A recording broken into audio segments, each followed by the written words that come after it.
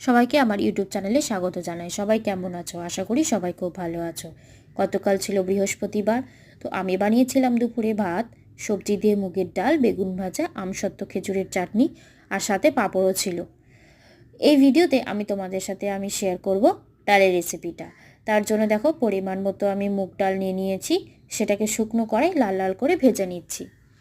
আর ওদিকে আমি গাজর আর বিনস কুচি করে কেটে রেখেছি। ডালটা ভাজা হয়ে গেলে কড়াতে দিয়ে দেবো সাদা তেল। তেলটা ভালো করে গরম হলে দিয়ে দেবো কুচি করে কেটে রাখা গাজর আর বিনস। সামান্য নুন দিয়েই একটু ভাজা ভাজা করতে হবে, যাতে সবজির কাঁচা গন্ধটা চলে যায়। দেখো ভালো করে ভাজা করে নিচ্ছি।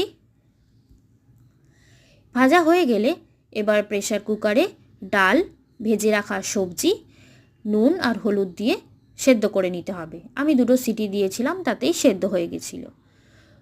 তোমরা নিরামিষ দিনে কে কী রান্না করো আমাকে কিন্তু অবশ্যই কমেন্টে জানাবে। তারপর দেখো ডালটা সেদ্ধ হয়ে গেছে, এরপর দিয়ে দেবো গ্রেট করে রাখা আদা, পরিমাণ মতো জল, নুন আর চিনি দিয়ে ভালো করে একটু ফুটিয়ে নিতে হবে। নুনটা একটু বুঝে দেবে, কারণ সেদ্ধ করার টাইমে আমি নুন দিয়েছিলাম, আমার যেহেতু কম ছিল তার জন্য আমি আরও নুন অ্যাড করেছিলাম। দেখো ভালো করে ফুটে গেছে। এবার আমি ফোড়নটা রেডি করব।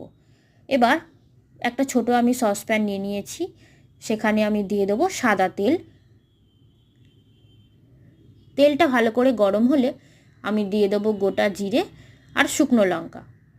ফোড়নটা দিয়ে দিলেই রেডি মুগ ডাল। তোমরা এইভাবে একবার মুগ ডালটা রান্না করে দেখবে। বাড়িতে তো সবাই বলে আমি নাকি মুগ ডালটা সবজি দিয়ে মুগ ডালটা খুব ভালো করি, সবার পছন্দ হয়। তো তোমরাও একবার রান্না করে দেখবে, মুগ ডালটা খুব ভালো হয়েছিল।